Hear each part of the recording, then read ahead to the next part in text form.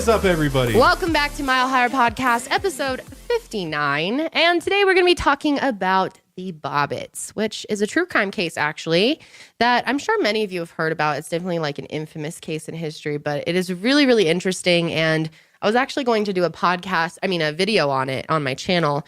And didn't want to do that for two reasons. One, the demonetization on YouTube is like insane, and I don't want to be on YouTube's bad side right now. But second of all, this topic I think requires a lot of conversation and would be best suited for a podcast. Absolutely. It's a lot of, and it's just going to be, and it's about a, husband and a wife. Yeah. And so who better to talk about it than us? Yeah. And we don't want to give away the story right now, but this is a wild one, guys. So yeah, might make you squirm in your seat a little bit. Yes. Squirm. But I wanted to jump right into things. So let's, we've got a Patreon question this week. It's a good one. So here's the question for us. What is your guess as to what is truly inside the Sphinx in Egypt? Do you think they've already retrieved what's inside of it and have kept it under wraps possibly? So A, do you think there's something hidden in the Great Sphinx the Sphinx of Giza? I think the chances are probably pretty good since there's so many different stories and like references to it and like ancient culture and stuff. Well, we don't even know why it's there. No. How long it's there. And it's been there a really long time. They think longer than the pyramids. Yeah, I think absolutely longer than the pyramids. Mm-hmm. But they did somewhat recently discover that there are hidden tunnels within it. Like there's hidden, pathways or kind of like tunnel system inside of it because they're able to scan the outside of it. So there's clearly something going on inside, but nobody's been given permission to like go into it and try to retrieve whatever's in there, if there is something in there. Oh, that's interesting. But who knows what it could be? I really think there probably is something, but I haven't yet thought about the fact that they may have already gone in and gotten it. It's very possible. Yeah. Damn, that would suck. I didn't even think about that before I read this question. Yeah, all of the other Egyptian monuments are empty, basically. I wouldn't be surprised if they cleared it and hid it. I don't know, though, because you would think if they did get into it, there would be some apparent, unless they went into it, then they covered it up, and we just can't notice it. But I don't know. I think we would know.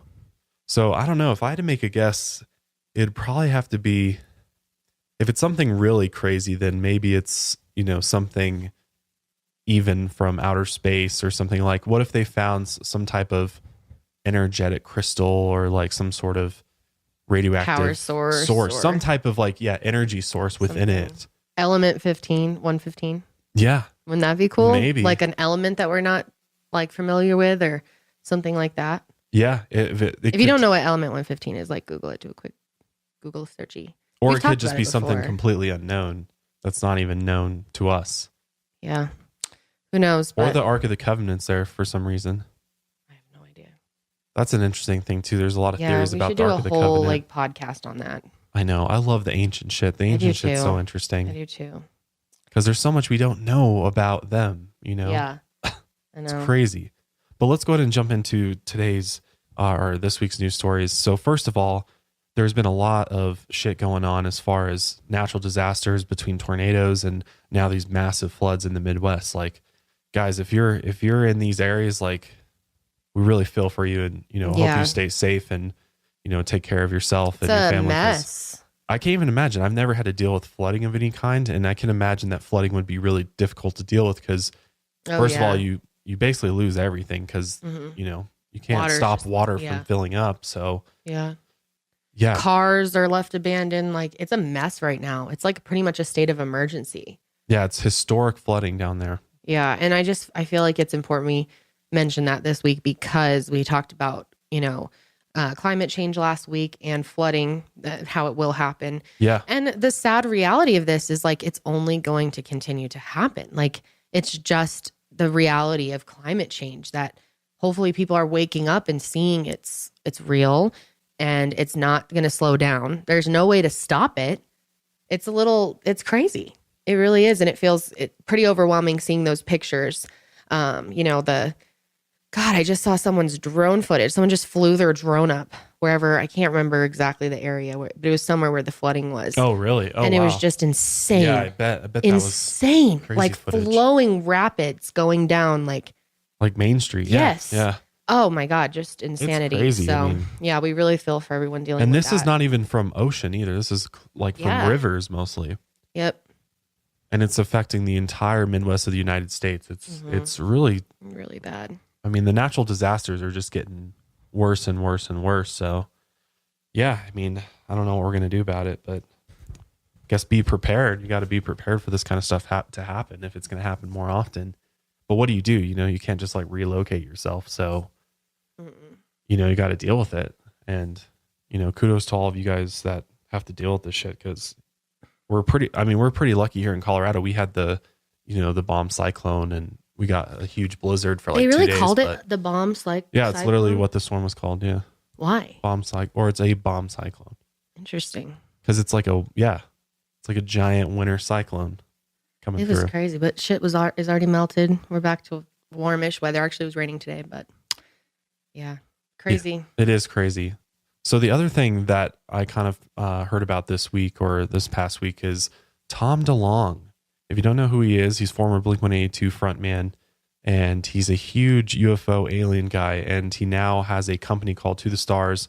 We've talked about it on the show before, but he and History Channel are releasing a series called Unidentified, which will be centered around an interview with Lou Elizondo, so the former military intelligence official who was the head of the UFO research program at the Pentagon.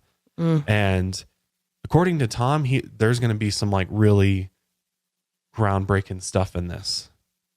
And a lot of things that are going to make, hopefully a lot of people that watch the History Channel go, wow, this is incredible. And people that have never seen this kind of stuff.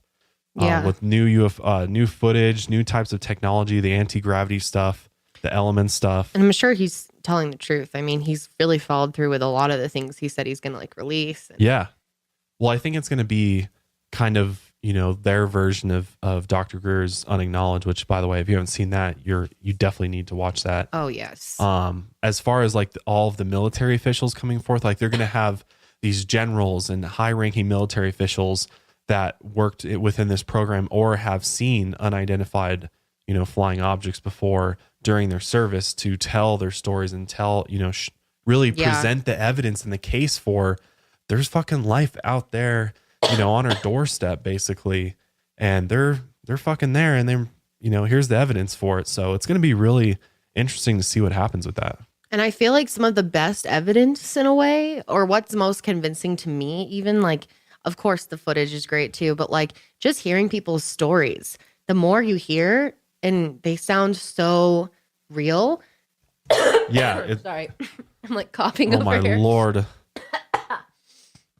I think I have like bronchitis coming on or something.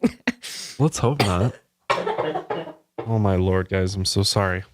I've been coughing all day. Here, pick up for me. What do I do? I wish there was like a cough button. Pull yourself together. Remember when we first started, you were like, there's a cough That's button. Radio, though. That's radio that has a cough I want a motherfucking cough button. No, we can just go and edit it out. Okay. Anyways, Unidentified is coming. It's coming very soon. It's a 6-part series on History Channel.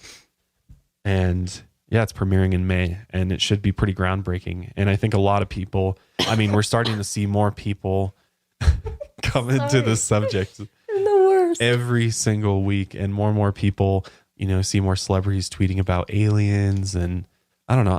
Or maybe a lot of people have been totally alien fans, and now that there's like, more, I feel like we're just having a general awakening towards all this type of stuff. There's a general interest in space. Just the interest in like astrology, I've noticed, has picked up in the we talked in the astrology episode. I'm not sure how many of you listened to that, but we talked about the different ages and how we're going into the age of Aquarius. Yeah. And it really seems like people are more and more open to the idea of aliens and all of this stuff. So it's really cool. 100%. What a time to be alive, I hope so bad that we see. I just want to see. I think we talk about this every week. But you know what? Like, this is what everybody wants to hear. Everybody wants to hear how much we want to see an alien. Yeah. Who doesn't want to see an alien? If you don't want to see an alien, then I kind of don't, because that's going to ruin my life, I feel like. It's not like you can go back to normal life after that. It's going to flip the whole freaking paradigm once They Once can they do stay reveal like, themselves. how about they like reveal themselves like 5 years before I'm about to die so that I can stay normal until then. But seriously, like the amount of articles that I see on a daily basis about either it's alien theories or like, where are they? NASA There's seems a like serious every interest week, in it. Yep. Every week there's a NASA article about how they're building some type of machine or whatnot to go and search for aliens. Sure. Like, it's coming. I think disclosure is coming, guys. It's coming. You sound like one of those whack jobs. What? You sound like insane.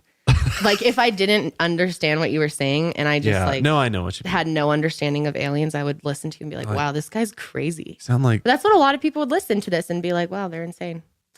A lot of people are not ready for what's coming. They are so uninformed and they are going to be, the day that they are going to be stressed out. Like, what? I know. It's good to be informed. That's for sure. But I think people are going to accept it. I think it's going to literally. I think you're really overestimating people. I think people are going to lose their shit. Just go nuts. Oh, yeah. Looting, like fires, like riots. It's going to be, wow. Yeah. You think people are just going to be like, oh, sweet. Cool. Yeah. Like, let's go back to normal. No way. No way. It's going to be a full people will war. quit their jobs. Oh, yeah. Shit will be crazy. I'm sure like economies will tank. If there are aliens that like come if to they Earth, come and like land and like, reveal, like, yes, come out. Yeah, they're not just gonna like be normal like on your Twitter feed. By the way, aliens landed today at 10 a.m. True. Okay, people are that's gonna cool.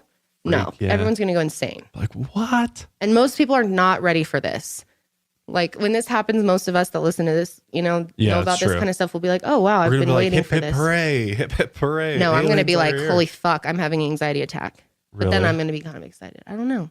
It depends. Just hope if they're nice. just normal looking, if they like look like people maybe, or they're like not scary. Yeah. If there are giant bugs, I think I'm gonna be freaking out just a little bit. Or like reptilians. What or if they're something? like slugs, like slug things? Giant reptiles. Or someone said, remember we like heard like some whistleblower guy said that there were like praying mantis species. Yeah, it's a pretty like. I don't want to see that. Like that I can live without.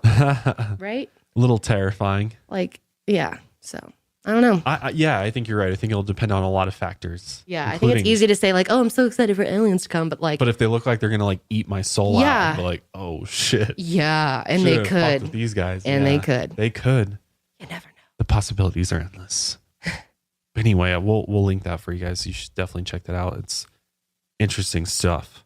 But the last news article I had for us is about the cannabis industry, something that we are very passionate about. But this is interesting because literally the cannabis industry is booming, and it is booming so much that literally it's creating more full-time jobs than like any other jobs. Like over 211,000 full-time jobs in the legal cannabis industry, with over 64,000 of these full-time jobs being added in 2018 alone. So like this is just growing and growing and growing. Yeah, it's really like the place to be right now. It really is. I mean, it's going to end up being a multi-billion-dollar industry. Oh yeah, within the next 5 to 10 years. Well, there's a lot of people out there that just aren't aware of how great marijuana really is. Right. Like me, I used to judge the hell out of it. Now I'm, a medical user of it for autoimmune disease. And it's like a huge part of my life. Yeah. And imagine how many people could benefit from it that just like judge it right now because they think it's like a drug. It's like, they think it's like heroin or something. Yeah, exactly. And part of the whole legalization process is going to be enabling it to be researched more and enabling it to be, used in all these different methods. Like a lot of people just think, like we've talked about, weed is just, the flower weed. We're not talking about tinctures and oils and edibles and all of these other different forms of cannabis that can be used for just strictly medicinal purposes. Like, it's not just a bunch of hippies getting high, hanging out, chilling with their friends. It's very misunderstood. No, I mean, most people, of all walks of life, take advantage of the benefits. So the actual stat I was looking for is it's set to be the largest and fastest job creator in the entire country, and it's not even legalized nationally yet. So in the US, as soon as it's legalized nationally, can you imagine the boom of, because I mean, it's going to create jobs across every single state, and it's going to propel to that multi-billion-dollar industry. And not only that, it's going to hopefully encourage other countries out there like the UK, Australia, who just pretty much, or not recently, but they have legalized medicinal marijuana there, and maybe it'll help, push them in that direction as well. I think so. But seeing it as a success in that's like what's helped it get legalized in other states just here is seeing what a success it's been in certain states. Like in Colorado, it's been a wild success. It's helped our schools. It's helped our whole state. The tax revenue from it alone is astounding. Like, and it really does boost the economy. And I mean, there's really not that many negatives that have come from it. Way less than, the alcohol industry, in which it will take that over in no time. I know. But one of the things that happened recently was Florida actually just recently got their medicinal marijuana ability to purchase flower and use flower. They haven't been able to use flower, and they're only legal medicinally right now. And the new governor just reversed that. So they're now able to get flower. It had to be like in pods and like every other type of form before. So that's good news. And hopefully, I was like, why isn't Florida legal? Out of all the places you'd think Florida would be. Really? Yeah. I feel like Florida's kind of conservative in a lot of ways. It is, but they're also more lax on prescription and stuff, like, and like it's a very, I mean, I don't know. I guess it is the South and stuff, and it's not really popular there, but over 62% of U.S. residents favor an end to the prohibition of cannabis. So that's because it's stupid. It doesn't make any sense. Like, bottom line is, if cannabis should be illegal, then alcohol definitely should. Right. Alcohol is so much worse, causes so many more. I mean, if you look at cigarettes too, if they really just care about people's health. Which no one ever has overdosed from marijuana ever. Never. Literally ever. So it's like, it's almost comical that people will argue about that, but then still think alcohol should be legal. When there's a lot of research about how alcohol is way worse for our bodies, and we might not even supposed to. I'm just like, can't talk tonight. we may not even have the ability to. Yes, we're not. We might built. Not. Yeah, might not be built. Gotcha. I give up. I'm done. You got this. I know, but yes, I feel like it is just completely a ridiculous argument, really. And I've had this argument with people that think that alcohol is perfectly fine and should be legal, but weed shouldn't. And it just doesn't make sense to me. Yeah, I mean, you can't just say that, it causes harm to, you physically, which is not true in the first place. And no, and alcohol causes and has actual research and actual, like, literally so many people die from it. I have family members that have died from drugs, alcohol, literally lost close family members to alcohol, straight up just alcohol poisoning stuff. So clearly we're not supposed to have it. And I feel like if that's legal, why isn't marijuana legal? It just doesn't make sense to me. It doesn't make any sense, but I think something is going to happen, whether it's in the next year or two. I'm saying like 5 years, I think they're going to federally legalize it. I mean, it'll depend on this next election, but yeah. And I'm not saying I think alcohol should be illegal. I hope no one's thinking that. I think it should be someone's choice to put what they want in their body. And it's just, right. It just is strange to me. Well, and the other thing with it that a lot of people don't realize too is, with marijuana, it is treated just like alcohol. Like, you have to be 21 here to go and purchase it. You have to show ID. It's actually a harder process to go get marijuana than it is to go get alcohol, and for sure. And some people think that, like, because it's legal in our state to use marijuana, that it's also legal to drive under the influence. And that is not true at all. It's the same as a DUI. Yeah, I mean, if you get pulled over, they have tests they can do. Yeah. So I know, but a lot of people are like think that because it's legalized, then you can drive. Like, don't understand that that's not. No, it's treated the exact same way as alcohol. Exactly. If you like, there was actually just a case in Colorado where a teenager was driving super high and he crashed, and now he's going to prison. He should, because he might even hit somebody too. But again, like, it's the same situation. You can't like discriminate against one because one has the stigma of being a drug. I don't know. That's just my opinion, but I don't know. It'll be interesting to see what happens with that. I think we're going to see some major things in that part of the world for sure soon. But let's get into the Bobbitts, because this is just a wild story. So get ready. But before we do, I want to quickly thank our sponsors for today's for sponsoring today's episode. Our first sponsor is Fleur. Fleur. Even if you spritz perfume on every day, here's something you might not think about: what's actually in it. That's why Kendall's excited about Fleur. Yes, I am. Actually, I'm excited about Fleur too. It's a guy can wear. It's gender free. It's unisex, so it's awesome. It's really, really clean, sense of nature. Yes. True nature elements. And I really love Fleur just because the uniqueness of the scents. Like, it's really not like anything else. And they're also, they also are hypoallergenic, cruelty-free, vegan, and sustainably sourced and packaged with recycled material. So you feel good about using it. Can't get much more green than that. I mean, that's cool too. And they're all about nature too. Like the scents. Yeah. And you can just feel confident about what you're putting on. You know, a lot of our perfumes and just things we put on our body, cosmetics and stuff, like we really don't know what's going in them. And if you knew the ingredients, you probably wouldn't want to put them on. So it just takes the worry out of what you're putting on yourself every day. And one that I really, really like is Greylock. I just want to say that's one of my favorites. It's a mixture of pine and sea.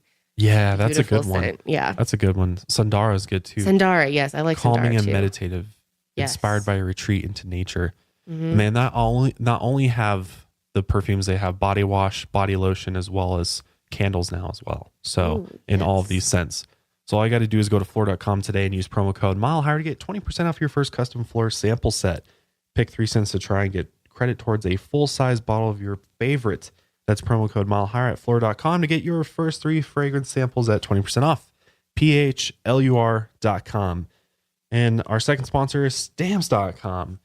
For their loyal support of the show. No one really has time to go to the post office because you're busy. Who's got time for all that traffic parking, lugging all your mail and packages? The struggle is real though, man. It's such a hassle. Hate the post office. You're balancing. Like I'll bring like a bunch of them and then I'll like drop them on my way in or like, it's such a pain. So that's why you need Stamps.com, because it's one of the most popular time-saving tools for small businesses. So any of you out there with small businesses, if you're not using Stamps.com, it will save you trips to the post office as well as saving you money with discounts that you can't even get at the freaking post office. Whether you're a small office sending invoices and online sellers shipping out products, or even a warehouse sending thousands of packages a day, Stamps.com can handle all of it with ease. Simply use your computer to print official U.S. postage 24/7 for any letter, any package, any class of mail, anywhere you want to send, which is super nice and convenient, straight from your home. Once your mail is ready, just hand it to your mail carrier or drop it at a mailbox. It's that simple. With Stamps.com, you get 5 cents off every first class stamp and up to 40% priority mail, which is a huge discount. Right now, our listeners are getting a special offer that includes 4-week trial plus free postage and a digital scale without any long-term commitment. Just go to Stamps.com, click the microphone at the top of the homepage and type in Mile Higher. That's Stamps.com. Enter promo code Mile Higher. All right, let's go. Bobbitts. So you want to just kind of give a preface to this story, and because we're going to dive into who the Bobbitts are, who the individuals are a little bit before we talk about the actual event that happens. But what's a good kind of way to describe this whole thing without giving away what happens? Okay, well, a lot of you probably know what happens. Lorena and John Bobbitt are pretty famous people, and this was all happening around the time of the 90s, O.J. Simpson's trial. So it was kind of like court stuff was really popular then, and people were really into this. Yeah.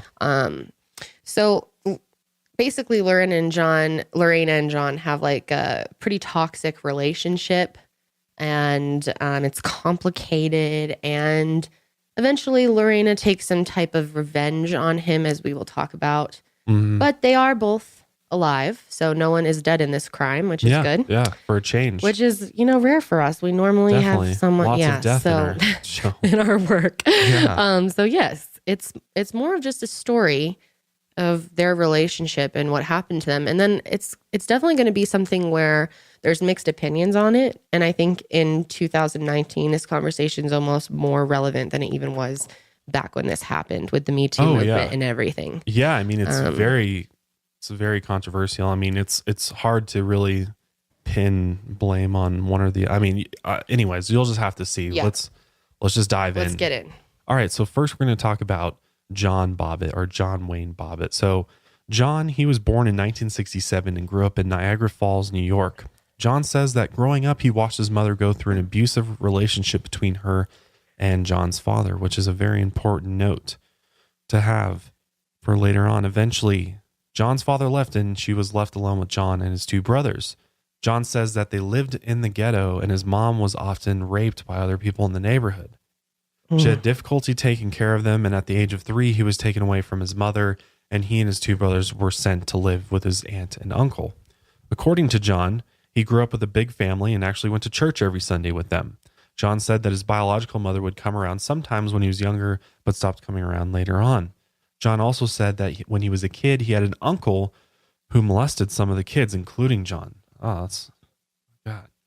John was very physically active and competitive. He always wanted to be the best. And as a young adult, when he was of age, he enlisted in the Marines because a bunch of his friends were also enlisting in the Marines. So he actually served in the Marines for a while.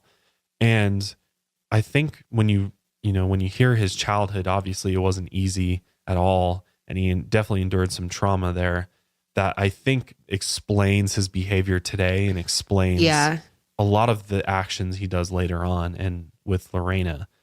Just based upon that short bio of him, it makes a lot of sense. So we were just saying the other day, I don't remember what we were talking about, but I was like, God, the world would be such a different place if we all took time to like understand each other's childhoods.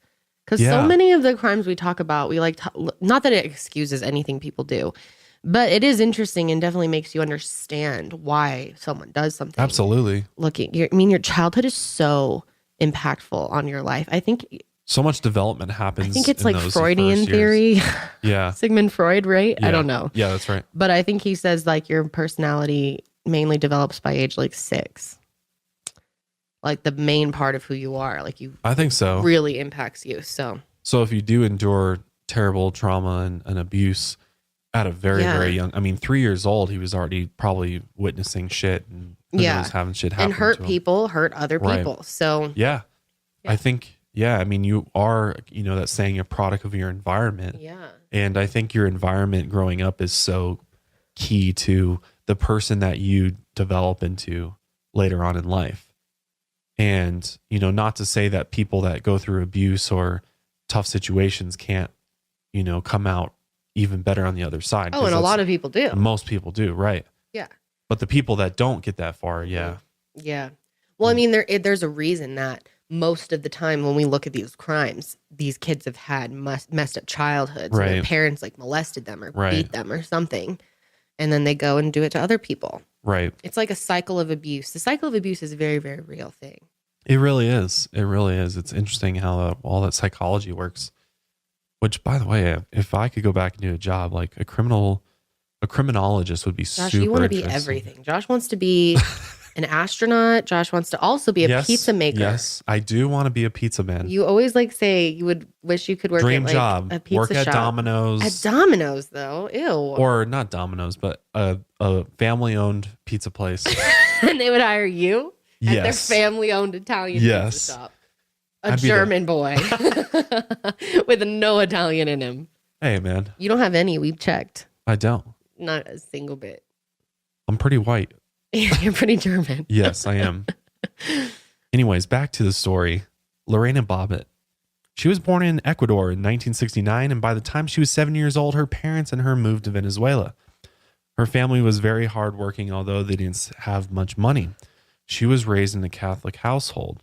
Lorena visited America for the first time when she was 16 years old, and she said that she immediately fell in love with it. And when she graduated from high school in Venezuela when she was 18, she actually ended up moving to America.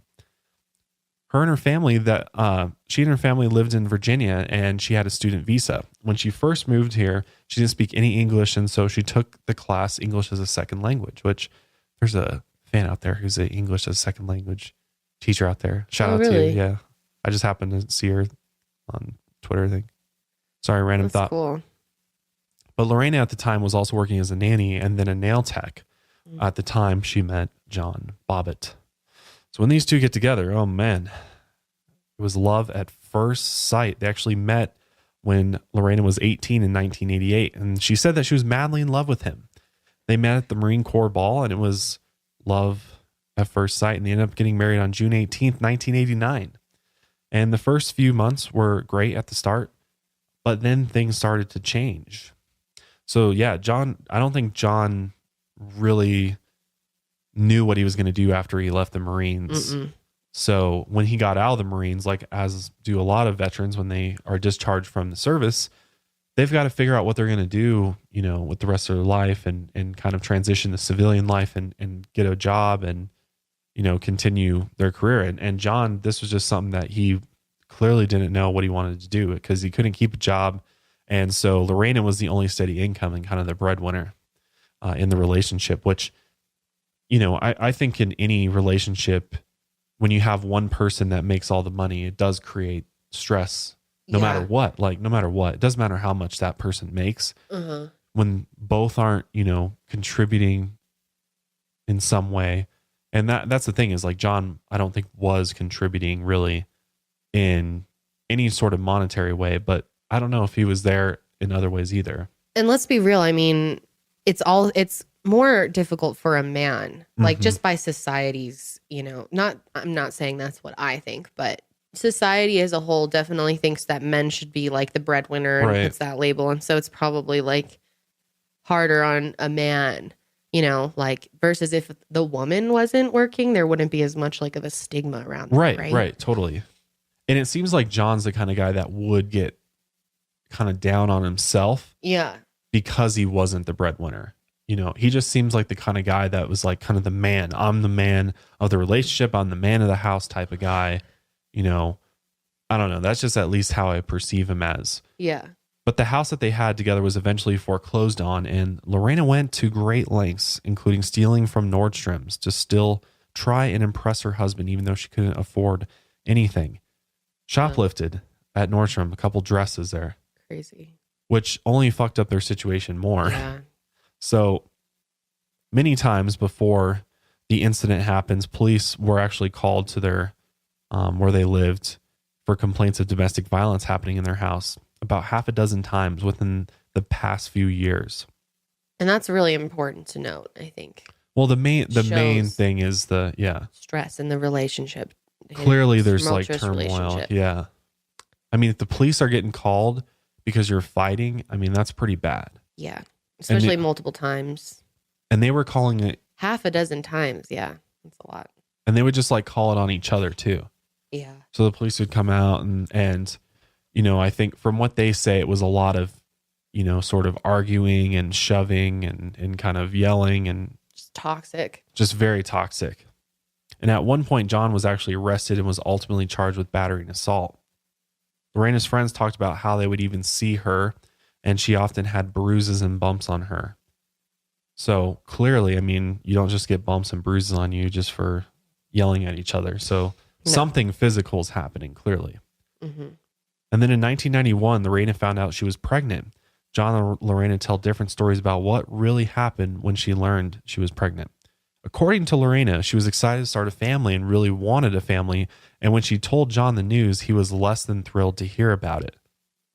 Interesting. So she says that John didn't think he could care for the child and suggested that he would leave Lorena if she had the baby, which is just fucked. So bad.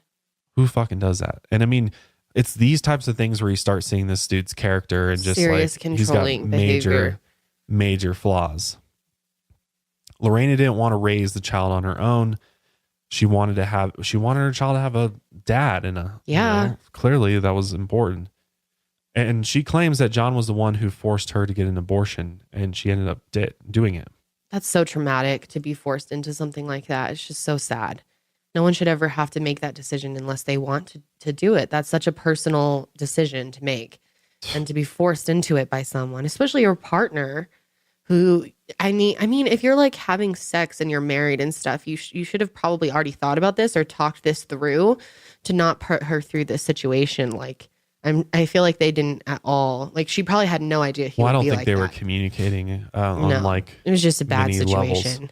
And I mean, in a lot of ways, like, maybe it's good they didn't have a baby. It probably would have been brought into a really toxic situation, a really bad relationship. I mean, on the flip side, I mean, as sad as an abortion is, it's like, what was the quality of life if they did come in? I mean, what if something serious happened? These guys are kind of unstable. Yeah. And But at the same time, she should have absolutely, if she wanted to have the baby, she should have been able to do it. It should not have been his choice at all. Right. Like totally. at the end of the day, I think she shouldn't have even been if forced or felt like forced.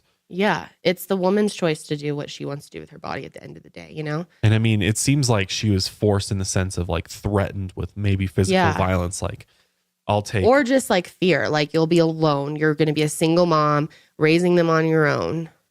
So True. It's like mental intimidation as well. So I think that was really, really hard on her. Like that was like the last straw with her. That just was so, I mean, I'd be so angry being forced into something like that. I didn't want to do it, you know? Yeah. That was just like serious trauma for her. It was. Yeah, I can't even imagine. I mean, we're talking about an ex-Marine here and he's a pretty big guy. And she's like a very petite, small woman. Like she was like under 100 pounds, I think, at this point. And so I can only imagine. But on June 21st, 1993, a little over a day before the incident, Lorena attempted to file a protective order against John. However, the order was never actually put in place because Lorena was asked to leave for several hours while it was being processed to come back later. And she never did, which was a huge mistake, I think, that she didn't stay and get that protective order in place, because that would have definitely helped her. And they told her it would take like 3 hours to do it. And I'm surprised she didn't stick around. And she said, and it was interesting, I thought she was going to say that she like didn't have time for something specific, like she, had somewhere to go or had some reason, but it was just like, I just didn't want to wait around for it. Like I didn't want to sit around for hours. Right. And so she didn't do it. And that was a really big mistake.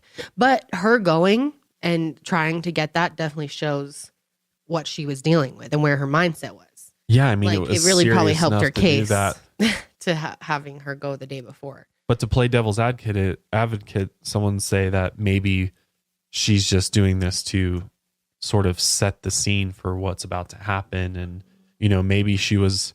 But I mean, was she also setting the scene with the thing is, all the other 6 police calls they had over the years? True. That's very true. Yeah. I mean, maybe. I mean, it's possible, but does it seem likely? No. Mm-hmm. So basically what happened was John got off work early the night of the incident on June 22nd. And so he and his friend Bobby went out for some drinks. John said that he didn't drink enough to feel drunk at all. When he got home, he even folded up his clothes, trying to further prove that he was fully functioning at this point. He said he got home at around 3:30 a.m. and went right to sleep.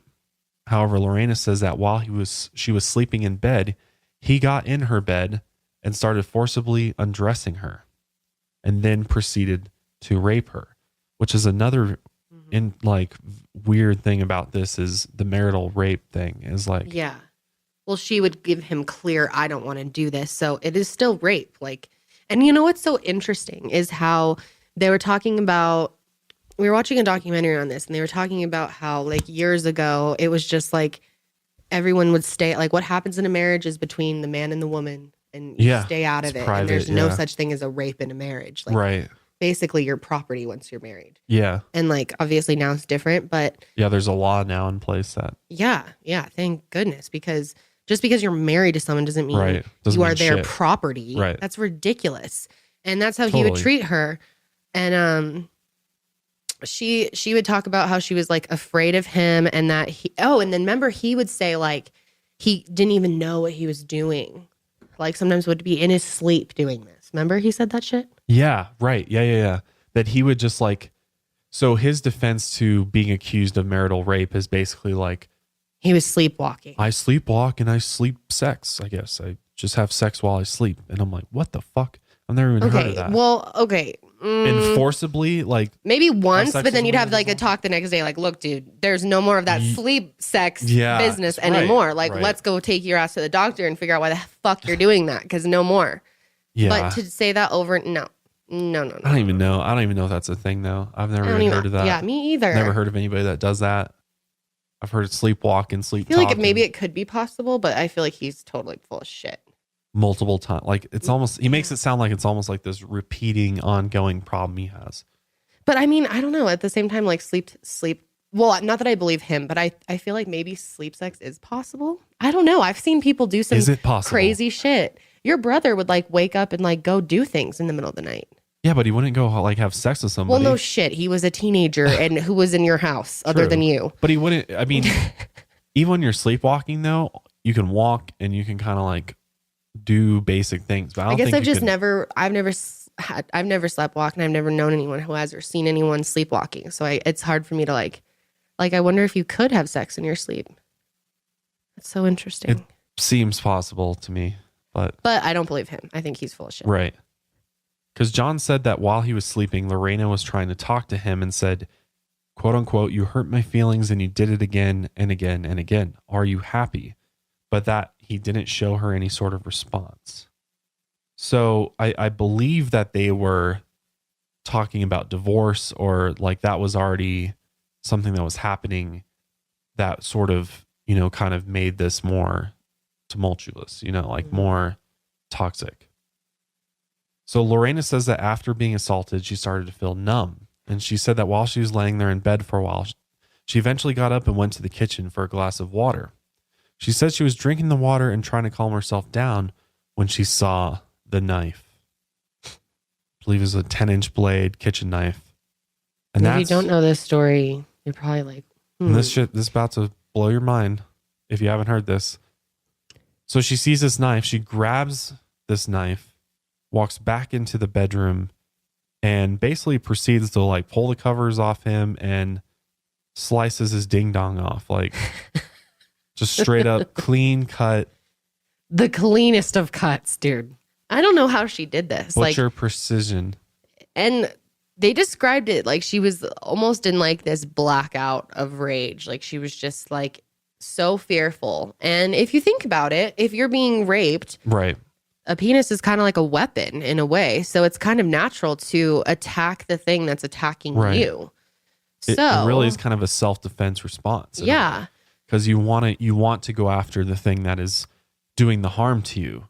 Right. But the thing that made this case different was that he wasn't actively doing this to her at the time she did this. He was just sleeping in bed and she did it in his, like, he literally fucking woke up and his dick was gone, dude. Yeah. I can't even imagine. Oh, God, it hurts my whole body's like shaking. Dude, I'm sure. God. It's cringy as fuck. Literally every guy's worst nightmare. She straight sliced that shit off. And then she takes it in her hand. He wakes up and he's looking down and he basically just sees a hole with like a bunch of blood. Oh God, I didn't even know what that would look like. It would be so freaky. And then he had to stop the bleeding. So that was his first, put pressure on it. And then just like, didn't even know what was going on. She fucking takes off with his dick in her hand. And they had a friend over. John had a friend staying there that night too. Oh, I didn't know that. Yeah, that's who got him to the hospital. Oh, right. I didn't realize the friend was there. Yeah. I thought he called him. No, the friend was there. Damn. Well, good thing. Yeah, seriously. So she fucking leaves with his dick in her hands and the knife in her other hand. Like literally comes flying out of the apartment. Can you imagine if you were like walking to your unit and then all of a sudden someone comes flying out the door with a penis and a knife, like screaming? Yeah, Jesus. Crazy. So she gets in the car. And this was early morning. We're talking like 5 a.m. early hours in the morning. Yep. It was like 4 something that she did it. So she drives and then there's like this open field kind of near a stop sign. She's sitting at a stop 7-Eleven. sign at a 7-Eleven, got all stressed out and just chucks the thing out the window.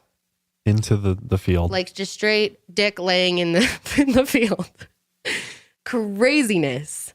Wild. Yeah. Savage too. Yeah, I think it was almost just a blur for her. Like she just didn't, I mean, I don't know how premeditated this would be. Like, I think this was I think it was moment of rage. There was an opportunity to inflict pain on him. She's fearful, clearly.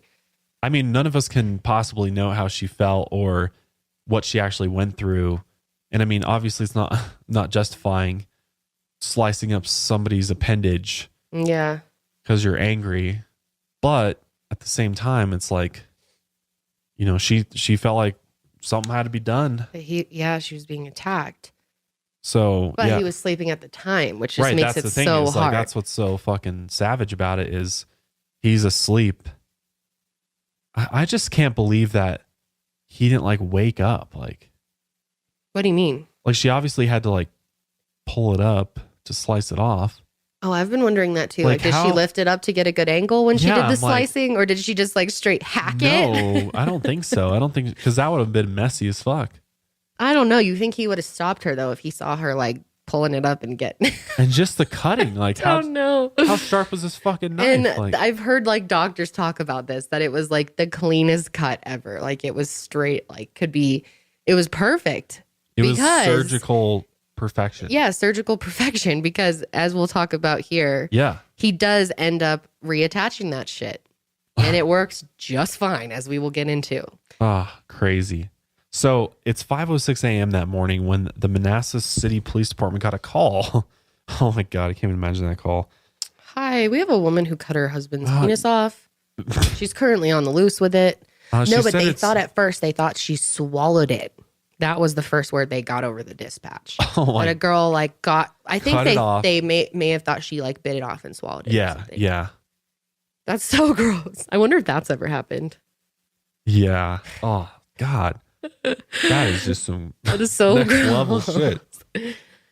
So the first thing that investigators noticed when they arrived at the scene was there's blood droplets that led from the parking lot where the car was across the sidewalk and up the apartment stairs into apartment number 5. And through the living room into the bedroom on the left side. The police got there and were trying to find the penis. So they're like, look, like, can you I can only imagine these cops. They're like, got their flashlight. They're like, all right, man. They're like banter. We're looking for a dick. Like, all right, guys, let's find this fucking dick. Where to go? Dick on the loose. I'm sorry. It's kind of funny. It's kind of funny. Dick on the loose.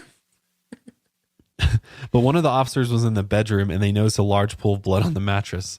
There was also a trail of blood on the ground as if someone had got up and started walking out of the room. Yeah, At this point, there was still no sign of the penis. So the police go back into the kitchen and look in the fridge and the dishwasher and the garbage disposal. Oh man. Anywhere sick. they think of where this thing might have been. And when they were looking around, they came across some pamphlets that were about rape and domestic violence. That's what's so crazy too, is when he came home that night from his night out, Lorena had actually been reading literature on rape and domestic violence. Yeah, she was trying to see, because I think he was playing this whole game because she, was from another country and stuff, that like, because we're married, I can do whatever. Like, no one will care about your complaints. Like, police won't care. We're married. There's, whatever. So she started being like educating herself and realizing, no, this is rape. This is domestic violence. Because, she didn't do about anything for a long time about it. And I feel like she's finally just had enough. Yeah. Like she had hit her boiling point for sure. Very true. But on the flip side, could have been completely staged. She could have staged this entire incident if in fact he wasn't doing the things that he allegedly did to her. Okay, but like let's talk about this for a second. I'm just putting it out there. No, I know you're playing devil's advocate and I know what you really think. But do you know? Hopefully. But I feel like, I don't know, like what would her reasoning be for cutting this guy's dick off unless he was doing things to her? Why would she do that otherwise? There is no other, it's not like he cheated on her. She doesn't seem like she's like insane. No, she's crazy fuck. No, and like why wouldn't he be like, she literally just did this for no reason? There was no signs. Like it seemed like in his interviews, like he knew he had this come into him. True. Like he didn't seem like completely shocked that she did this. Yeah. And why would she just do it? It doesn't make any sense. No one just stages this because they just really want to cut someone's dick off. And like that's that makes no sense. Such a personal like injury to give somebody. Yeah, especially someone that you at one point loved and are married to. Like they must have really had to hurt you. And especially for you to attack that body part shows what you have been through in that regard in the bedroom. Yeah. So I don't think she would just do this for she's no just reason. An evil person. No, I think she was for a long time thought that because we're married, like she didn't know exactly what legally she could do. And, she finally hit the point where she was educating herself and decided to do something about her situation. I mean, and her going case, to the, why didn't she just fucking kill him? Like she had an opportunity too. Like if she was that evil murderer type individual, It's not like she's going to get money for this. And like plunge it into his chest. Yeah, there's no insurance money to get. There's no like, you know, no. It was clearly like a passion thing. Like she was like, you fucking. It was defense. Yeah. That's what I meant. Yeah. But it was a crime of passion. Rage. Yeah. So not long after, Lorena shows up at the police station and is requesting to report the abuse. Police told her that they were going to discuss this. But first, it was important for her to tell them where the fucking penis is because time is of the essence. We got to find this penis before it's no good If I were John, I'd be like, get on it. Like, where is this? That's crazy. And this thing is laying in a field and somebody could step on it. A dog could get it. A bird could get it. It's probably just laying in the dirt. It's done. It's like covered in grass. Wait, which didn't you want to see it? Oh, yeah. You found a picture of that So, shit. of course, knowing me, like, I'm like, I got to see what this thing looked like. I'm like, there's got to be a picture of it somewhere. And I won't insert, but if you Google, you better not. YouTube will shut us down. Just Google John Bobbitt penis. Dick. Yeah. And it will come up. John Bobbitt wiener. And after looking at it, you can definitely see it's like definitely a clean cut for sure. See if you find it.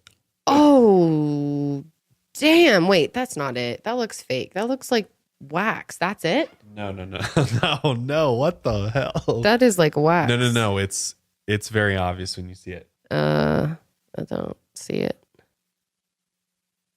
I don't know. Maybe you should bring it up. All right, hang on. Let me pull it up real quick. Well, I typed in wiener. Maybe that's not good enough. All right, here we go. Oh, I must have like safe search on or something. Yeah. Oh, yeah, you probably do. Okay. Damn, people have dressed up as John and Lorena for Halloween. Really? Yeah, look at the. Oh, that's so fucking weird. It was like it's like a guy with like fake blood all over his pants, and then a girl with a knife. Okay, here you go. You can kind of see. Really there you weird. go. All right, here's the urology expert holding it up. That's it. That's it right there. That looks like a tiny mushroom. Yeah, I mean it's. That is a small schmeckle. I told you. That is like tiny. It looks like a little like a toe, like a big toe. That is a clean cut though. Damn, that is like a nice slice. Yeah. Wow, that's really small. Oh my god. Well, I bet without blood in it, it's gonna be small. Yeah, dude. Like, not that I give a fuck, but yeah. So that's it. Now you have that image permanently ingrained in your head. You're welcome. Honestly, I pictured it way bigger than that. That's really small. So now she was like holding it in her, like I pictured her like holding it in her hand. It was like slinging around. But now I feel like it's this tiny thing in her palm now. She's like holding it. You have to understand how a penis works, okay? It's not a fucking bone. Right? I know. We went over this earlier. Man. Come on, man. Oh, this episode is so cringe right now. It is. But that's just the way the story goes. This is the nature of this story, that's for sure. So they're looking for this penis. Lorena tells them that she isn't exactly sure where it was, but that she remembers throwing out a bunch of things out the car window when she was driving by a 7-Eleven on Polk's Road. She basically threw it out her left window over her car and it landed. She literally like stuck her hand out the window and then gave it a little flip over the top. Yeah. Into the side of the road. And then she threw the knife into a garbage can.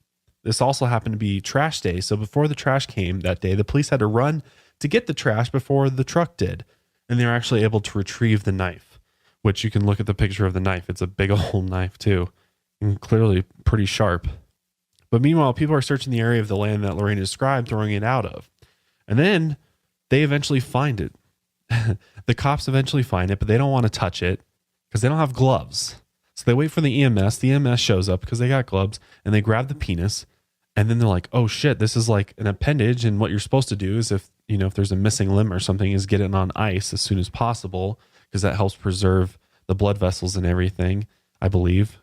And just preserve the overall appendage. And so they went to 7-Eleven and got a little hot dog tray, put ice in it, and then laid the penis on the ice in a 7-Eleven hot dog thing and rushed it off to the Prince William Hospital. Yeah.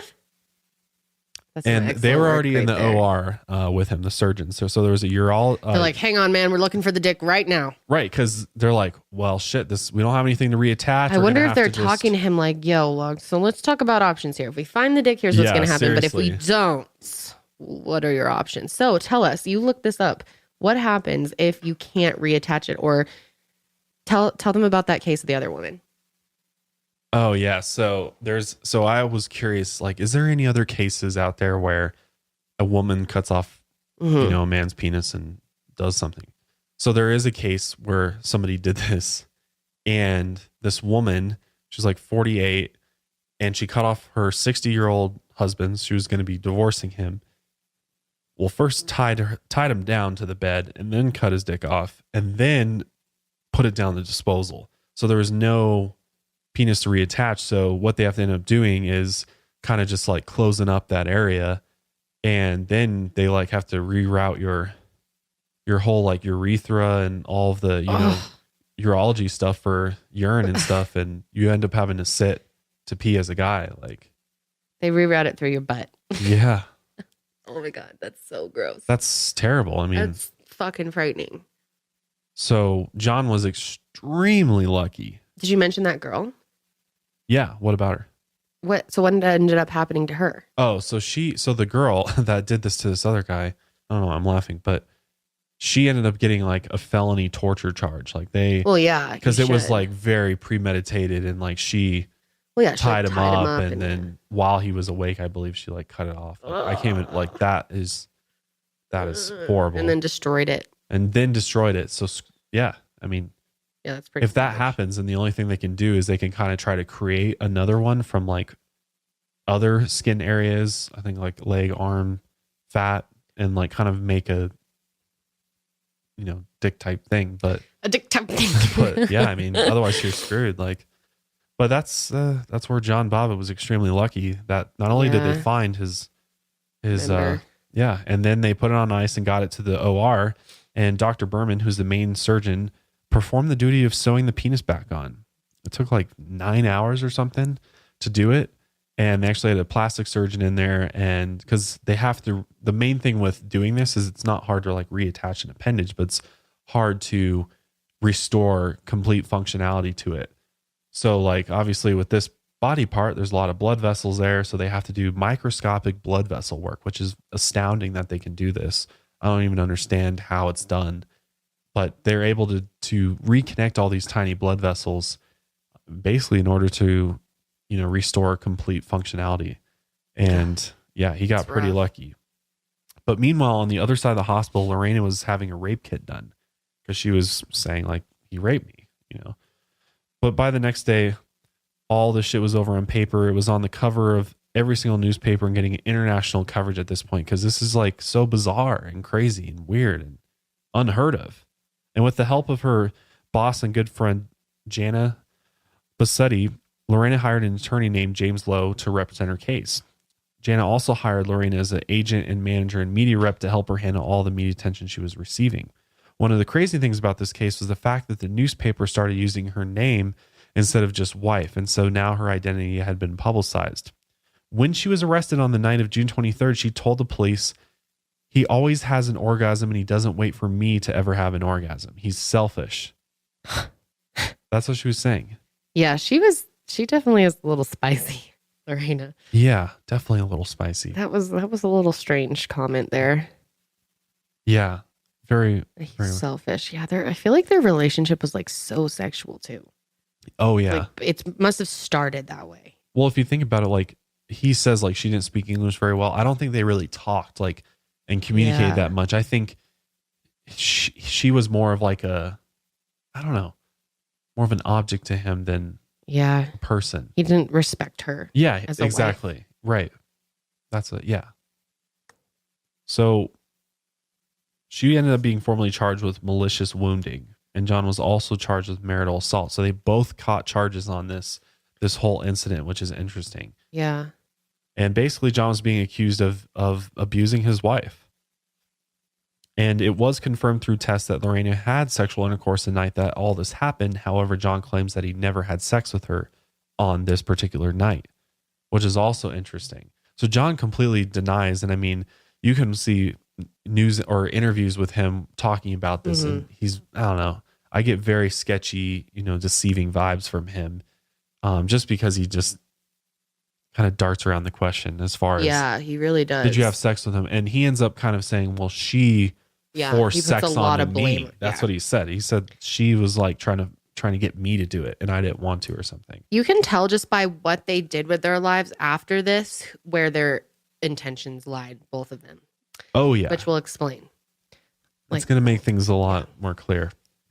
But John ended up facing malicious sexual assault, which carried 20 years in prison versus life in prison if he had been convicted of marital rape. So John's trial began on November 8th, 1993. And leading up to the trial, there was a ton of publicity surrounding the story. Manassas was most well known for being a place where several Civil War battles took place. But it was now becoming known for the place where a woman cut off her husband's wiener. Both Lorena and John talked about how Lorena and John talked about how they received a ton of publicity and attention to this case.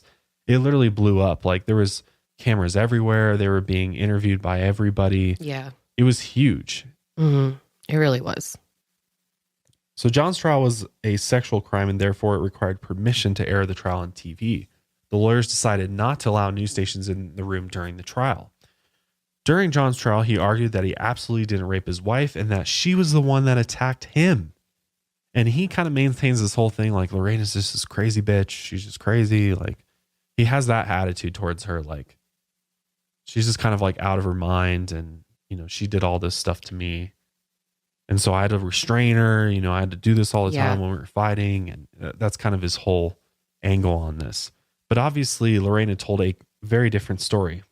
One thing that's important to note is that because of the laws in Virginia, the judge made it very clear that this trial was only about the incidents that occurred on June 23rd, meaning that any prior incidents of accused assault was not something that he could be charged with. They were only here to focus on the events from June 23rd and onward. Mm-hmm. During the trial, she talked about how John raped her that night, and that's why she chose to do what she did. She said that after he raped her, she went to the kitchen to drink some water, and that's when she took the knife, brought it back to the bedroom, and then proceeded to cut his wang off. One of the things that's interesting is the fact that there was a rip in her underwear. And it was a big discussion on whether the rip was actually ripped when John was literally ripping her underwear off of her to forcibly, you know, make his advances, or if she cut them with scissors and then it ripped to make it look like it was forcibly. Because that's the whole thing, right? He's like, she's just kind of like setting this up for me, setting me up essentially. I had nothing to do with this. But then she's being like, this fucking guy is straight up, attacked me, abusing me. Yeah. Yeah. So it's, who do you believe? You know, like, who do you believe? So John's verdict, after testifying for 2 days, the jury reached a verdict on November 10th, 1993. The jury was made up of 9 women and 3 men, and they didn't believe the prosecution's argument to be valid, and John was announced to be not guilty. Yeah. Got acquitted. A lot of people were really upset, but a lot of people were also happy and supported him. Mm-hmm. Many people argued that he was facing over 20 years in jail because he chose to have sexual relations with his wife, something that was thought to be a man's right. That's absolutely ridiculous and disgusting. I mean, it doesn't surprise me that people think like that, though. Well, I think it's kind of an old-fashioned idea that's been around for, long, long time. Yeah. And obviously is not right. After John was acquitted, he moved to a farm in Colorado Springs, actually, and he wanted to get as far away from everyone as he could. But of course, everyone was wanting to do an interview with him. Yeah. He was getting like peppered with interviews constantly. Oh, yeah. But however, he decided it was best if he stayed out of the public eye until Lorena's trial was over, which was coming up next. While he was at the ranch, he met a girl named Stephanie, and they dated for a short amount of time. So already moved on. And during this time, the media was completely eating up the story. At this point, a lot of people were looking at Lorena as someone who's this crazy monster, and they were obsessed with talking about it. It was all over the news and late night TV. They were doing like SNL sketches. Yep. There's all these clips of comedians, late night hosts, like people dressing up for Halloween, kind of like making fun of it. Yeah. Yeah, it was like a big like pop culture story in a way. And people would like describe Lorena as this hot blooded Latina woman, like spicy, this fire. A lot of women felt like really empowered by her, and they're like, "Go, bitch!" Like, yeah, totally. Yeah, I mean, there's a lot of girls out there who have been wrongly just taken advantage of by men, and this was in a way like a win. Mm-hmm. So Lorena said that all of this, though, had a very negative effect on her and caused her great depression and lots of anxiety, which I can only imagine. Yeah. And on the flip side, of course, John is getting all kinds of positive attention because you're the guy that got his dick cut off and reattached. And poor you. Yeah, seriously. Howard Stern hosted a Miss New Year's Eve pageant, and he made the main focus of the show a telethon that raised money for John. God. By the end of the show, callers donated $19,000. Because obviously after having this happen, he was in tons of debt. Yeah. Tons of medical bills after this. And legal bills too. Yeah, legal bills too. Right, exactly. And yeah, I mean, after this happened, or I'm sorry, did I say 19,000?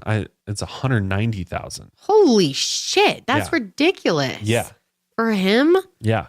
Oh my God. Because basically after this whole ordeal, he had to file bankruptcy. Like he had no money because he was separating from Lorena and like they didn't have any money. Yeah. They were, basically broke, and he had all these medical bills. I'm sure he had a couple 100,000. Can you imagine a surgery like that would cost? 9-hour surgery would cost? Oh my God. Yeah. Like emergency surgery. I'm sure that's the cost a major is insane. Surgery. So unique too. Like it's a specialized. Oh my God. I'm sure he had like $500,000 in debt or something crazy like that. So he just filed bankruptcy. And what's actually crazy and fucked up is that because he did this, the hospital and the surgeons never got paid. Wow. They never got paid for this surgery. Wow. That they did. Wow. No money has ever been paid to them. Because he paid he was filed bankruptcy. Wow. And then John decides that he's going to form a band called Severed Parts. Nice. And he actually went on tour for a little while and sold Severed Parts shirts. Like merch. Sweet. So he was milking this for sure. I mean, he needed money, so he was going to take any opportunity he had. He was constantly on different TV shows and radio shows. He was interviewed by just about everybody out there, every major radio show or TV show you can imagine. But there's a lot of split opinions between men and women. Most men saw it as the worst thing you could possibly do to them, and most women saw it as she was being abused for so long that she eventually struck the area that was doing the most harm. Yeah, I mean, it makes sense. It's like I said, a weapon. And like you said, I mean, women were taken to the streets, like literally, like, rallying and being like, support Lorena and stuff. It's really crazy. So we're going to get into Lorena's trial here in a sec. I just want to thank our last sponsor, Hunt-A-Killer. If you're listening to this podcast, you probably love stories about true crime. Imagine that, and investigative journalism. And if you're like us, you probably get immersed in the story and often find yourself trying to solve the case. Who doesn't love a good case like the Mara Murray case?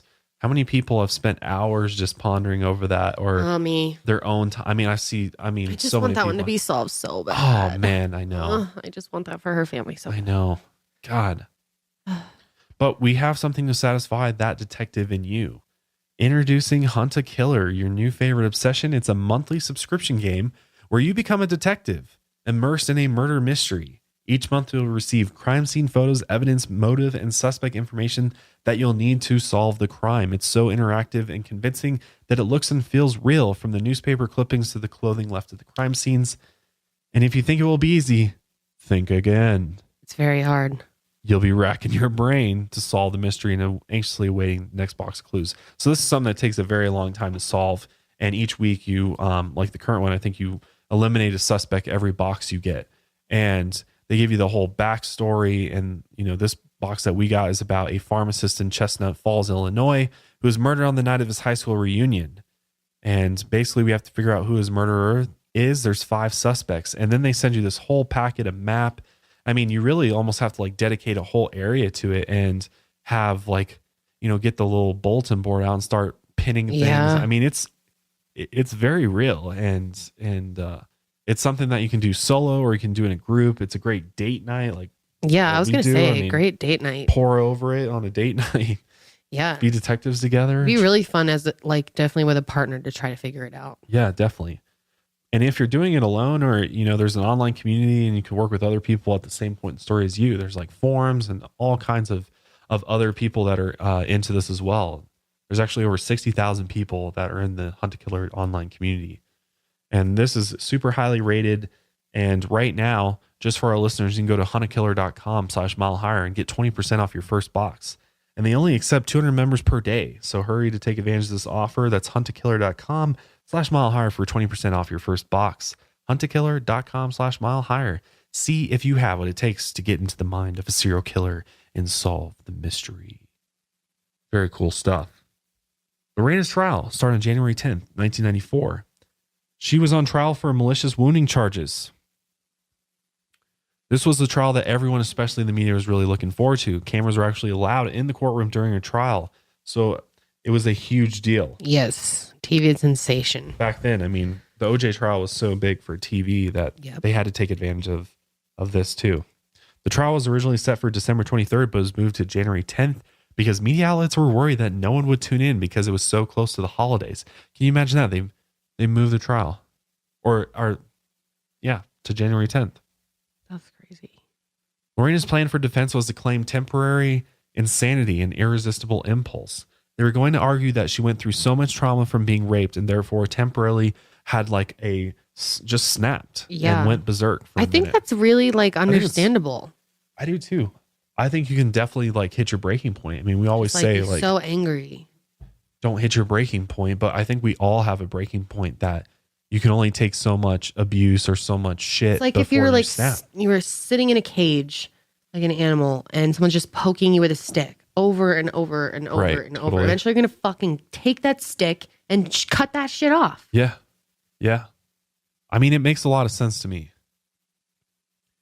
And before the trial started, the judge actually offered her a plea bargain saying that if she admitted that this was premeditated, that she would only have to go to jail for 4 months and wouldn't have to go on to have a big trial or a risk of being convicted, which I don't know. Is it worth it just to admit that it was premeditated? Apparently, Lorena didn't think so. She denied the bargain because she knew that if she took it, then she would never be able to be an American citizen.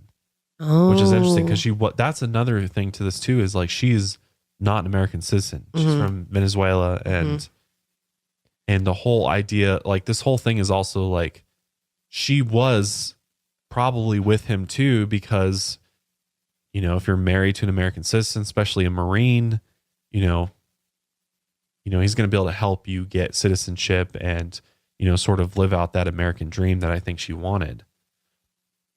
So she was willing to risk 20 years in order to have the chance to be an American citizen. Wow, that's crazy. And at that point, the trial continued on. Court TV, now known as True TV, was the station hosting the trial coverage. Everyone was glued to their TVs during the trial. Over 60% of the country was watching. And during the trial, many people testified about how John and Lorena didn't have a good relationship and how many times they would fight. They brought in tons and tons of people that would basically say, it was a crazy relationship. Yeah. Just constant fighting and just really toxic.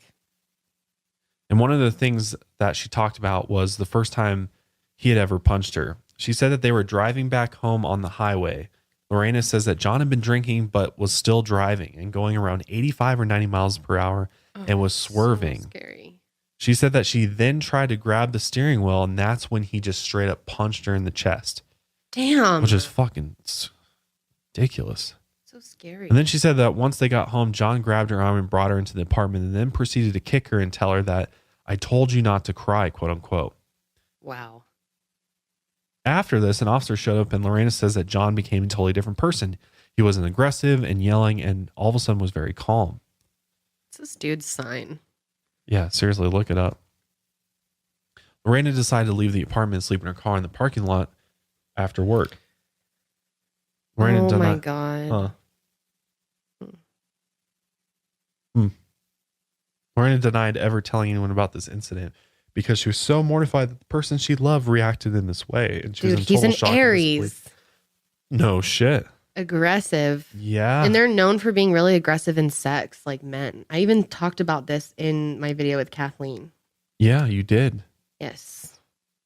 That's kind of crazy. Makes sense. Yeah. I wonder what she is. So he definitely, his behavior fits his, some of his signs. Oh, definitely. Yeah. Definitely.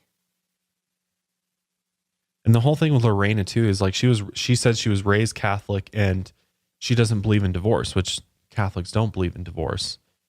But I think many Catholics would say that it's okay to divorce somebody if you're literally being raped and physically abused. Like, oh my gosh, this is crazy. So she's a Scorpio born on Halloween, like the craziest type of Scorpio. Wow. And wow, that's like the sexual sign, like, and it's the sign of revenge. Like if one sign is going to do something like this, it would be Scorpio. I literally could not have guessed those signs better than that. An Aries and a Scorpio. That makes so much sense. Like those are the two signs I definitely would put for both of them if I were to guess before I looked those up. That's insane. Well, no wonder this shit went down so wrong. Yeah. An Aries and a Scorpio in an insane sexual relationship. Explosion. That's toxic. Yeah. Whew. Damn. Well, this all makes sense now. But many of the other people that testified on Lorena's behalf said that they had a feeling that she was being abused. And many people even talked about how they personally saw him abuse her, as well as seeing the impacts on her body. Oh, man. Might as well say this. Another thing that she brought up in the trial was the fact that John was really into anal. He would often come home late at night after being out drinking him and forced her to have sex. Ew, so that's forced her into that. Ooh, yeah, forced into that. I don't know. That doesn't sound very good.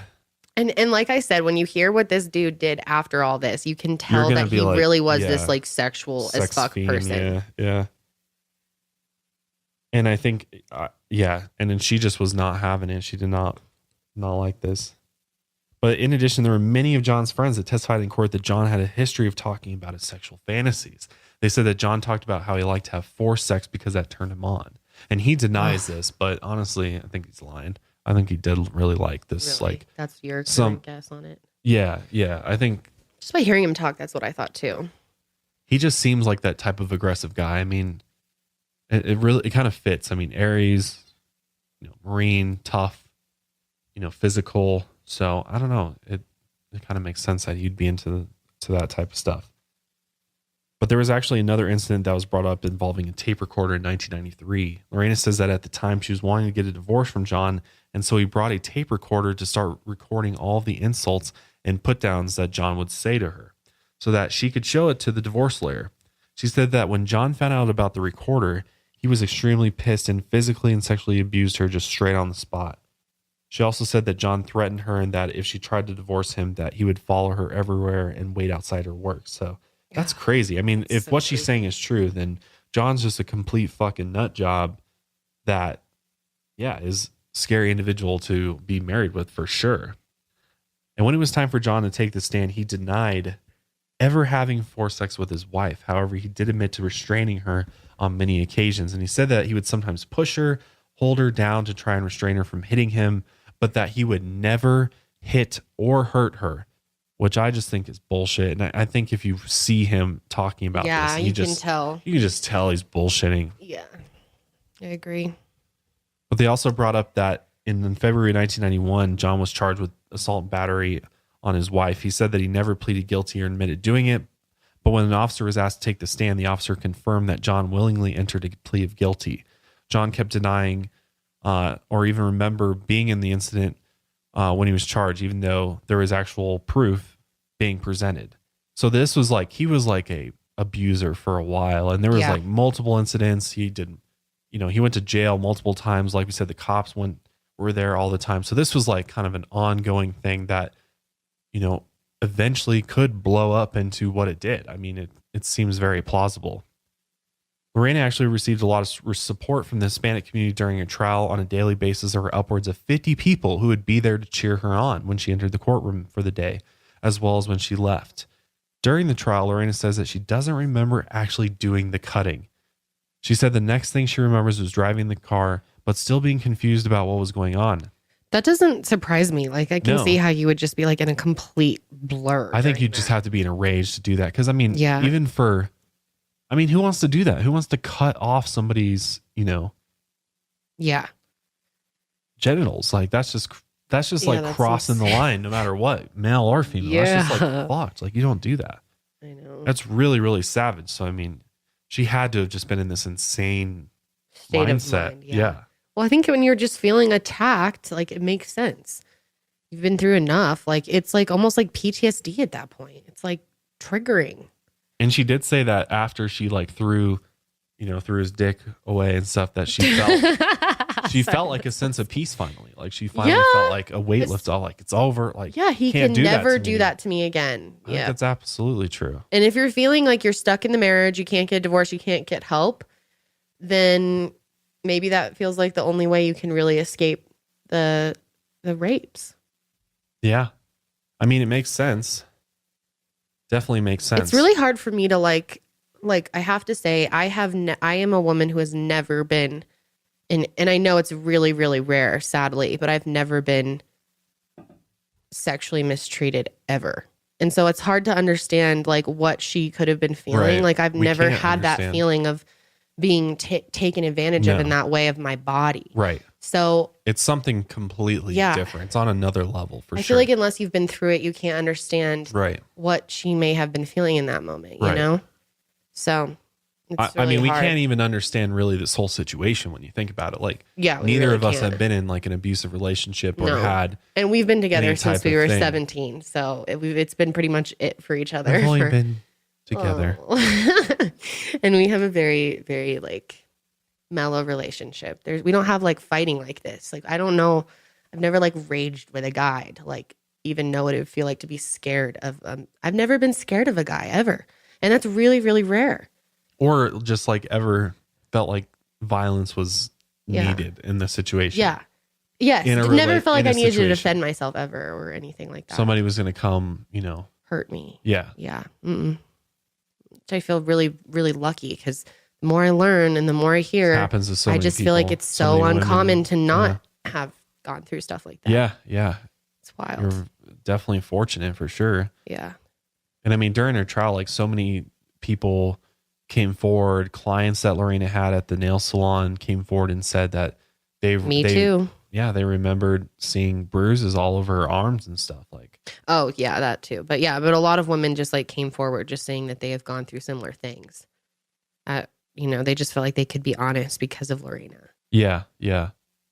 So, and that's the thing too. It wasn't like she was just bottling all this inside. Like she was actively like kind of telling people. She told this particular client that her husband was hurting her. So like this was like something that was ongoing, but just nothing. There was no action to separate them or, stop this from happening. Really, it just seemed like, I don't know. I think she felt really trapped. I think she felt extremely trapped. And I think her being from a different country was a huge part of it.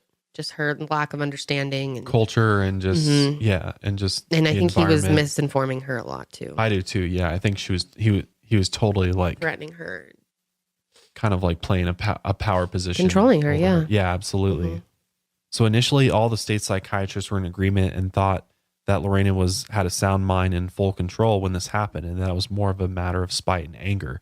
However, at one point during the trial, one of the state psychiatrists changed his testimony and said that she was actually out of control during this incident.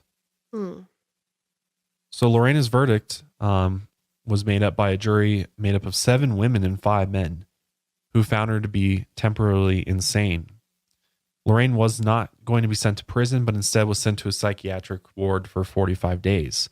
Virginia law stated that if someone was acquitted by temporary insanity, then they must report to a hospital for mental evaluation. It was determined that she was experiencing PTSD, major depressive disorder, as well as panic disorder during the time she did this. Yeah. So there you go. I mean, she went to a facility and they clearly were like, makes sense. She has major mental problems sense. And she broke. Yeah. Mm-hmm. They said that they didn't believe she had any control of her impulses at the time of the incident. And they said that from John threatening to continue to rape and beat her and follow her, even if she tried to divorce him, this was just, building up this psychotic behavior in Lorena. Yeah. Even when she was in the psych ward, Lorena got all kinds of attention. The media was still trying to do anything they could think of to be able to get some footage of her. One time there was a helicopter flying around the hospital during this time trying to get footage of Lorena while she was outside. Big names and news companies would try to send flowers to the hospital. Just to that's so sketch.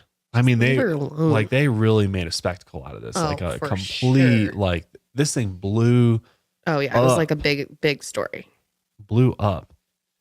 Lorena actually ended up getting released on March 1st, 1994, and was deemed not a threat to herself or society. God, you were like, what, 2 when this happened? I was like 1. Yeah, just a wee little baby. We were babies. But shortly after this, she filed for divorce from John, of course. There's no reconciling this relationship, I think, after this. So this is kind of where John begins his new life. So after several months, after Lorena was released from the psych hospital, John decided to get into porn. Yes. Yeah.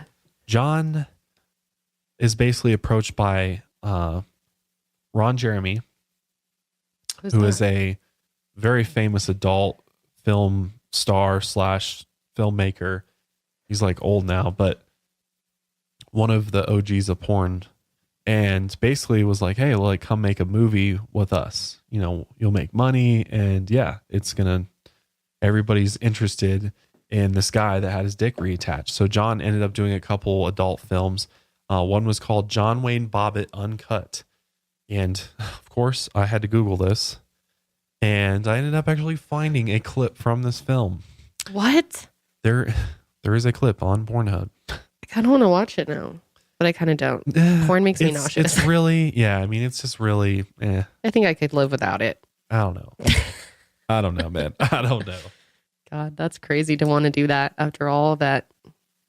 But it definitely shows like the type of dude he was. Well, I think they were like, you got to show the world that your penis works. Like, why not? You got to, like, people will be so interested and intrigued by the guy, you know, and if he's doing porn, like, oh, that's like going to be crazy. Like, people are going to be all jazzed up about that. So John Bobbitt moves to Las Vegas, Nevada when he starts working with Ron Jeremy. And John was expecting to make a lot of money out of these films, but ended up basically just getting taken advantage of. And like we said, this is about the point that he files for bankruptcy. And then he ended up going on and doing another adult film called Frankenpenis. That's awesome. Known as John Wayne Bobbitt's Frankenpenis. Oh, because actually what this guy did, so yeah, I mean, I'll just put it out there. So this guy is like definitely not porn star material. Really? No. I would say no. And I don't know. Everybody can make their own opinion, but that's just my opinion. I don't think he's like porn star. I feel like most of our audience is not going to go look. Oh, I bet a lot of people will, actually. Because it's so, I mean, it's like, you got to kind of know, like, right? You got to know what the hell. I couldn't find this film, unfortunately. I wish I could have, because apparently what he did is so his first 2 films that he did, it was just like, you know, all him.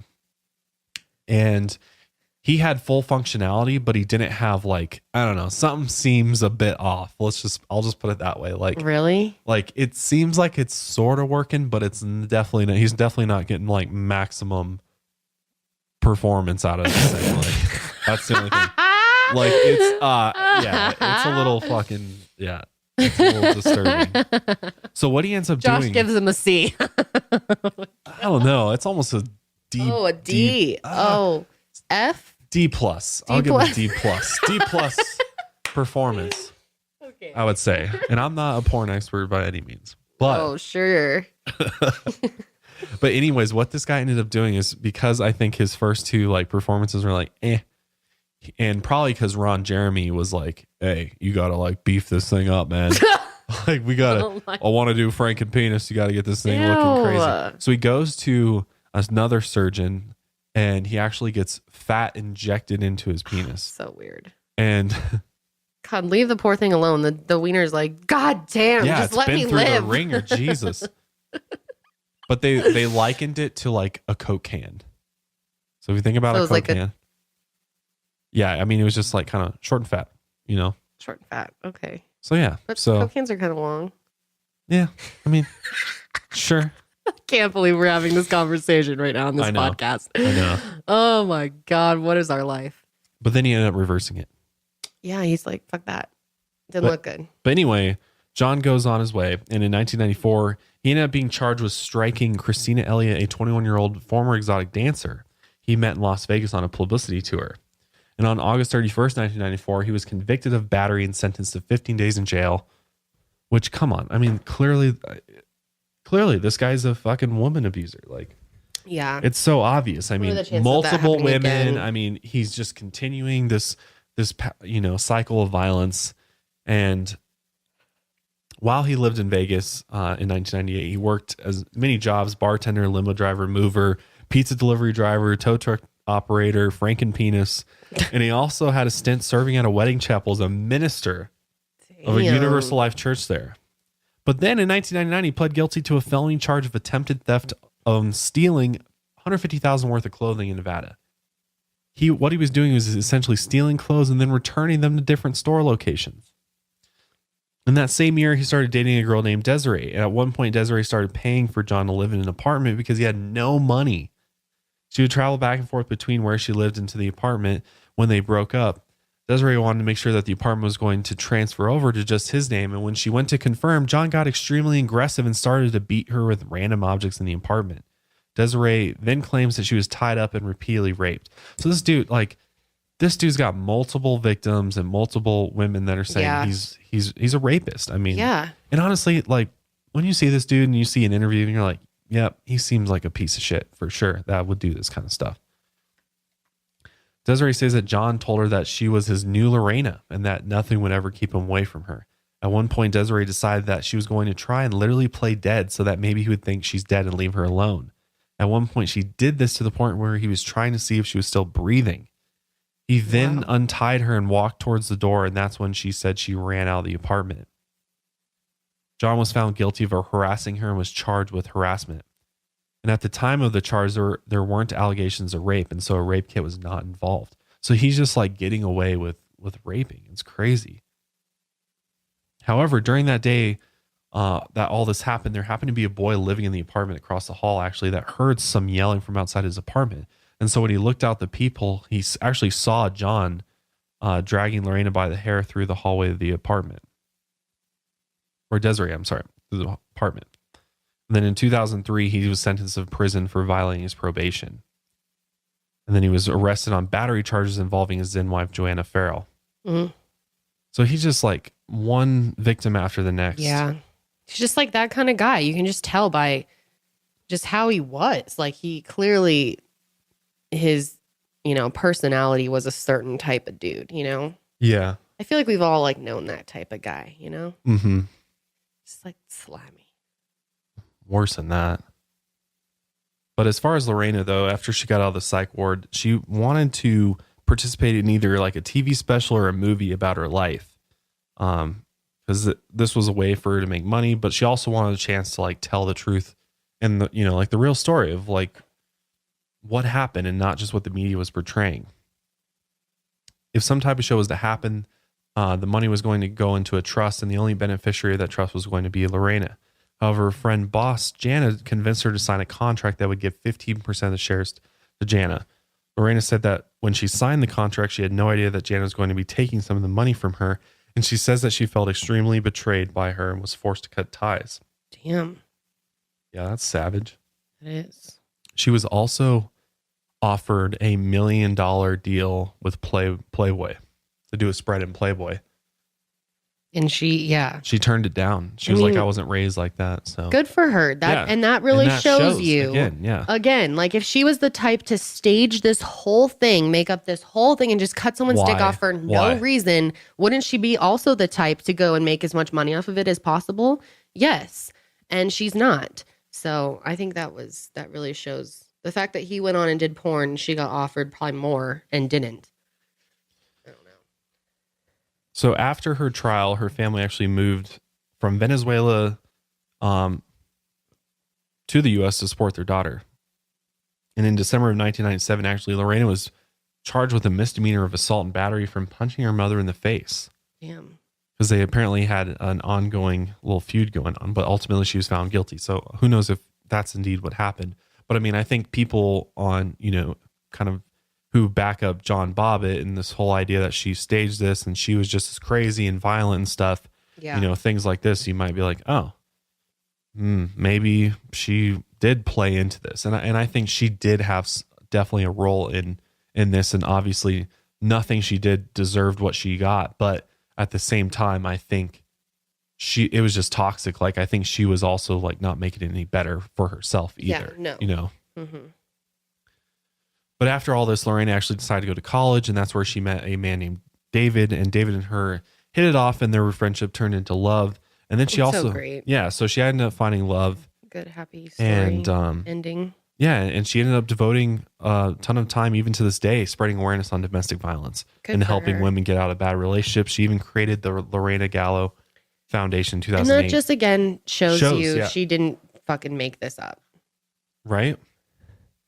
Which this is a nonprofit organization that works with various community organizations helping victims of domestic violence. So that's, I mean, she does that, you know, even now. And yeah, it just shows her character for sure. Mm-hmm. And I think during this time, like after it happened, I think they only like saw each other once. From like now to when the incident happened, I think they only like were in the same room once for like a show or something. An interview, like in the early 2000s or something. I think. What show were they on? They were on something. I can't remember what it is. I can't remember either. Dang it! It was something where they had to like see each other face to face though, and they said it was really awkward. God, imagine like everything changed after that night. Yeah. But what's so just bizarre about all this is that Lorena has talked about how she still gets letters from John where he's like expressing his regret and how he acted and treated her. Yeah. And he's said the things that like he still loves her. Yeah. And stuff. Like he still tries to get in touch with her, even gets her Valentine's Day cards. What the fuck? Damn. Desperate. He just, dude's fucking desperate. Yeah. And she's just like, leave me the fuck alone. Like, yeah. The hell? Gross. Get away from me. And the weird thing is like whenever you ask him if he says, you know, I love Lorena still and stuff, he just like denies it whenever you ask him, even though that's the truth. But obviously this case, like when, you know, look at it as a whole, it's fucking wild, but it's also a real good example or a real bad example, I guess, of, you know, domestic violence and what happens when a relationship goes south and there's sexual assault happening within a marriage and, you know, all the consequences. It's just a huge, it's a great example of domestic violence and talking about marriage, like domestic violence within a marriage, sexual abuse within a marriage, which is often not talked about because I think, you know, there's kind of this like unsaid thing that like if you're married, it's like fair game. Like that's how it really used to be, like we said traditional earlier. idea, sure.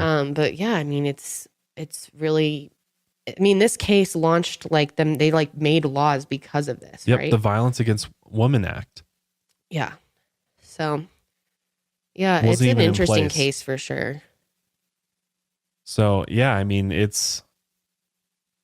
sucks that this happened, but at the same time, I understand why it happened, you know? Yeah, I do too. And I think that obviously the good things are nobody died in this case. Yeah, and he turned out fine. Seemed fine. Sorry guys, it's like it's 12 a.m. right now. I'm really tired. Late night podcast. Yeah, we normally don't record this late, but we just we're did feeling today. Crazy tonight. Crazy. God damn, dude. I'm sorry. I think I have like I'm so sorry. What am I supposed to do if I'm sick and I'm on a podcast for like an hour and 40 minutes? I can't not cough at all. Swallow the cough, man. How do you swallow a cough? I think I'm like developing like bronchitis or some shit. I don't know. I've been coughing so much today.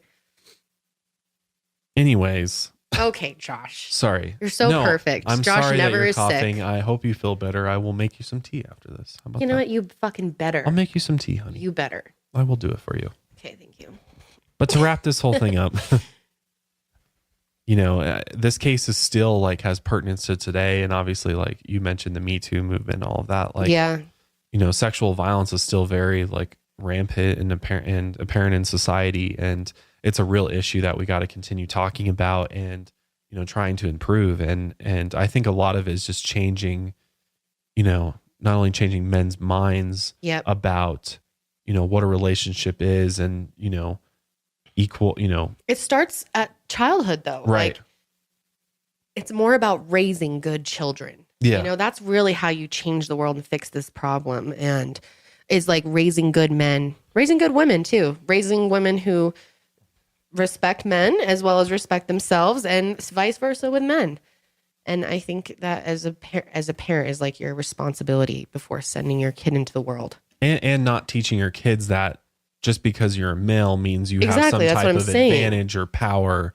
That you over have to female. respect Right. them as an equal. Right. Yes. You should treat them as you would treat any other guy. That's what we'll be teaching our sons. Yeah, absolutely. I mean, I was always sure. taught to respect women and it shows with you for sure. Yeah, never. Josh was such a gentleman. He always still is, not was. But when I first met you, I was like, wow, he was like the most respectable guy I'd ever met. I married him. Try to be. I mean, it's fucking easy, guys. Like, treat other people the way you want to be treated. Like, how we got to go back to preschool, and like some people just didn't get that lesson. Like, some people just never learned that. It goes never back got that to shitty parenting, though. Like, look what John was taught as a child. Right. And that you use someone as an object. You feel kind of bad for him in that sense. Yeah, like, he was you do. Clearly abused. He clearly is fucked up and has a lot of traumatic experiences. Yeah, of course. Like, you have to have some type of compassion for people that commit these things. Like, even though it's so terrible and there's no excuse, like, there's got to be some part of your heart where you understand that at one point they were a child and put through something to make them like this. I don't know. It's hard. It is hard.